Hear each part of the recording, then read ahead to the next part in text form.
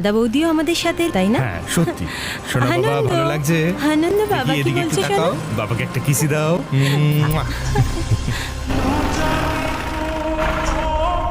ওঠাও।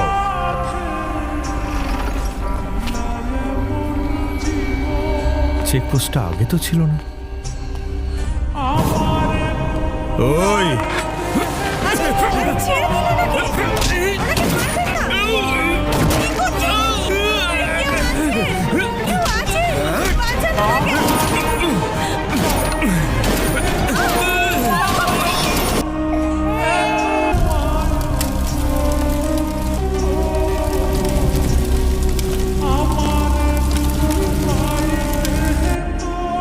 জানতাম এরকমই কিছু ঘটবে, তাই সাবধানও করেছিলাম। একবার বাচ্চাটার কথা ভাবো, কিন্তু এসব এত তাড়াতাড়ি ঘটে যাবে স্বপ্নেও ভাবেনি।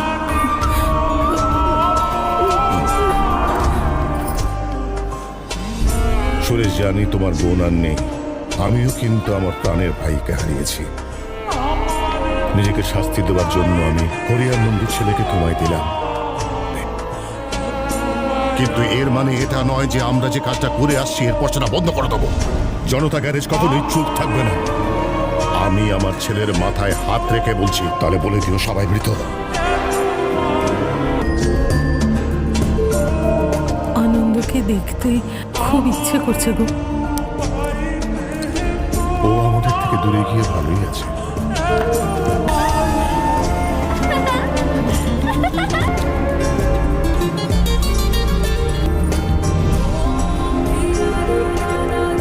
এই দিয়া, আমার গাছগুলোতে হাত লাগাবি না, কতবার বলেছি ফুল ছিঁড়বি না। না, পুরোটা খেয়ে তারপর খেলতে যাবে, কিন্তু মাকে দাও। হ্যাঁ নিশ্চয়। আঙ্কেল, আমার বাবা মা কি করে মারা গেছিলেন? অ্যাক্সিডেন্টে বাবা। ওনাদের দেখতে কেমন ছিল? আমি ওদের ছবিও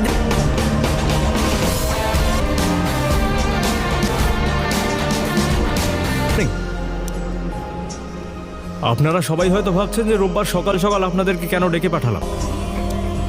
আপনার কিন্তু এর আগেই জায়গাটা কেমন ছিল সেটা কেউ জানে না।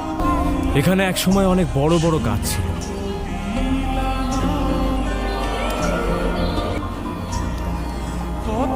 And last but কিন্তু তার মানে এই নয় যে আমার স্বেচ্ছাচারিতা স্বেচ্ছাচারিতা করব। আমাদের ধূসর ভাবনাকে সবুজ করতে হবে। বুঝতে পেরেছেন? Start. Okay, thank you. You take care of this. আমি ভার্সোভাতে আরেকটা ট্রি প্ল্যান্টেশন প্রজেক্ট ঠিক আছে আনন্দ, বাই। আমি আসছি মা, বাই। আনন্দ, ও কিন্তু কিছু ভাবো, তোমার নিজের কেরিয়ার নিয়ে এবার কিন্তু ভাব। এনভায়রনমেন্টকে রক্ষা করা। আমি সেটা বলছি না। I am talking about a serious job, career. নিজের জন্য করতে বলছি না, নিজের হবু স্ত্রী আর সন্তানের জন্য বলছি। এবার অন্তত তুমি তোমার নিজের জন্য ভাবা শুরু করে দাও। আমি আগামী প্রজন্মের জন্য করছি, আমার বা তোমাদের জন্য নয়।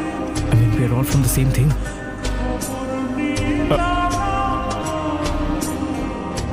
এসব বুঝবে না। See you uncle. এবার আমাকে উঠতে হবে। এইভাবে কথাবার্তা বলে তখন তোমার কিরকম লাগে বাবা? আরে ও সব সময় তো এইভাবেই কথা বলে। মনে হয় যেন জনতা গ্যারেজের মেম্বারদের মতো। খুব বস্তিতে পড়ে গেছে, দেখতে খারাপ। বস্তিগুলোর রিডেভেলপমেন্টের জন্য যদি আপনি ওদের জন্য বানাবো একটা টাউনশিপ, একদম ঝাঁ চকচকে। এই প্রজেক্টে হওয়ার সমস্ত খরচা আমি একা করতে রাজি আছি। এতে সরকারের সব দিক দিয়ে সুনাম হবে। একটা নোংরা বস্তিকে ঝাঁ চকচকে করে দেওয়ার মনে হচ্ছে। খুব ইন্টারেস্টিং, কিন্তু আপনি ওই 25টা পরিবার আমার কাছে সাধারণ যন্ত্র, শুধু ওরাই জানে। টাকা ওদের দিয়ে দিন। হুমকি দেবার নতুন স্টাইল বুঝি? আমার হাতেও তোমার মতো আমাকে এসব ভয় দেখিয়ে লাভ হবে না। তুলাম কর্পোরেট ওয়ার্ল্ডের গুন্ডা।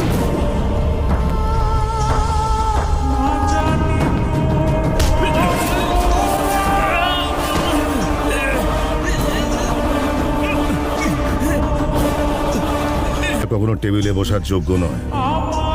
পরিবারের লোক তোর অফিসে বসে এখন ধর্ণা দিচ্ছে। 1 ঘন্টার মধ্যে ওদের হাতে যেন চেক চলে যায়। আজ রাতেই তোকে সেখানে পুঁতে দিয়ে আসবো। মাত্র 1 ঘন্টা আছে তোর হাতে। কথা বলতে আমরা সমবেত হয়েছি। আমি চাই আপনারা সবাই খোলা মনে এই বিষয়টার মতামত দিন। এখানে বিতর্কের তো কোনো প্রশ্নই ওঠে না। যদি আমার কথা শোনেন, আমাদের সবার একমত। ঠিক বলেছেন, এই প্রজেক্টটা আমাদের সবার ভালোর জন্য। মানুষেরা পাকা বাড়ি পেয়ে যায়, তাহলে আমাদের পার্টিরও কোনো আপত্তি সে বিষয়ে আপনার কি মত সত্যম বাবু? এ প্রজেক্ট গরিবের ভালোর জন্য হয়, শুধু ছোট একটা বিষয় নিয়ে আমার চিন্তা হচ্ছে। যদি বস্তি থেকে লোকজন সরিয়ে জমি আপনাদের দিয়ে দিই, যেটা আপনাদের সর্বপ্রথম চাহিদা, তাহলে বানাবেন না রোজগারের জন্য কমার্শিয়াল কমপ্লেক্স? এই প্রজেক্টটা কমপ্লিট করার জন্য আমার প্রচুর টাকার দরকার পড়বে, যার থেকে ক্যাপিটাল মানি জোগাড় হয়ে যাবে। এটা আমি মানতে পারলাম না।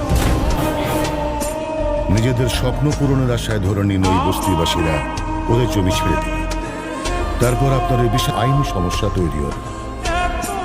ভগবান না করুক যদি কোনো দুর্ঘটনা ঘটে বা প্রাকৃতিক দুর্যোগ, তাহলে তো বেচারা গরিবরা নিজেদের দু কুলি হারাবে। কোর্টে কেস লড়তে লড়তে অধান্ত অনুরোধ, আপনি সবার প্রথমে ওই গরিবদের বাড়ি পসিবল। এটা ইম্পসিবল। আমার কাছে আমরা আপনাদেরকে ধন্যবাদ। আর আপনি একজন মেকানিকের কথা শুনে প্রজেক্টটাই বন্ধ করে দিন। তাহলে ন্যায় আর সাহায্যের জন্য জনতা সত্য মুখে চুনকালি লাগার আগে এই প্রজেক্টের রীতি টানাই ভালো। হ্যালো, আমার নাম হলো পেয়ারে লাল। আজ আমার বাগানে একটা নতুন ফুল দেখতে পাচ্ছি। আমায় কয়েকটা মেল ড্রাফট করতে হবে। আরে তাহলে একে দিয়ে দাও। এ অকর্মণ্য, এর কাজটা করে দাও। তোমার ইচ্ছেরা প্রেম নিয়ে কিছু ভাবে না? আরে দাঁড়াও না, তোমার ফিলিং কি বললে না তো কারোর সাথে? কেন মুম্বাইতে ছেলের আকাল পড়েছে? রোমান্টিক জায়গায় গিয়ে আমার প্রেমিকের সঙ্গে আমি সময় কাটাবো। আর জানেন না ভালো বিয়ার কোনটা? 6টা বিয়ার বার করতো, খুব বেশি ঠান্ডা হবে না ম্যাডাম। তাই তো সকালে নিতে এলাম, সন্ধে পর্যন্ত ফ্রিজে রেখে চিল মার। সম্পর্ক একটা মা আর বাচ্চার মতো। আপনাদের সমুদ্রের খেয়াল রাখা উচিত। বুঝতে পারছি যে বেশি মাছ ধরতে পারলেই আপনাদের প্রয়োজন মতোই মাছ ধরবেন। পরের বার সমুদ্রে যাওয়ার আগে একটু নিজেদের মধ্যে আলোচনা করুন। ঠিক আছে, ঠিক আছে, চল। কি হয়েছে, গলা ব্যথা? পার্কের ব্যাপারটাই তোর জন্য আমার দাদা খুব টেনশনে আছে। তোর দাদার টেনশন হোক, তোর টেনশন, আমার কিচ্ছু যায় আসে না। ভাব পরিবেশে রেগে গেলে তোর সাথে কি করতে পারে? তোকে টুকরো টুকরো করে সমুদ্রে মাছদের খাইয়ে দেবে।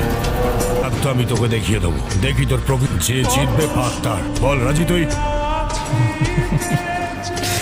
বিপদ ডেকে আনলি।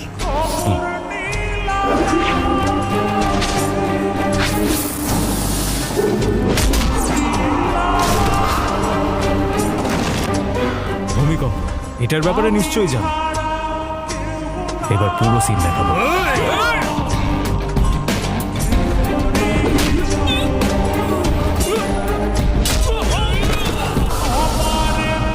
আর এটা ঘূর্ণিঝড়।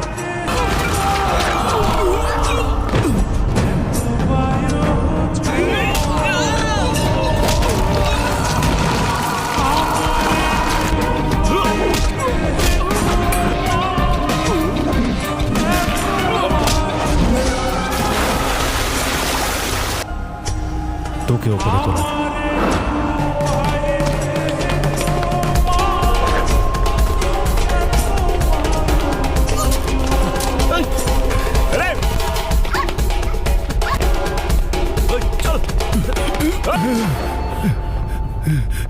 আমি সব বুঝে গেছি, আমাকে ছেড়ে দে। না না,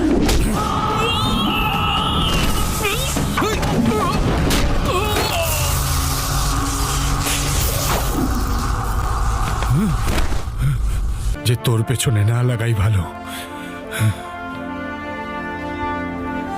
আমার পেছনে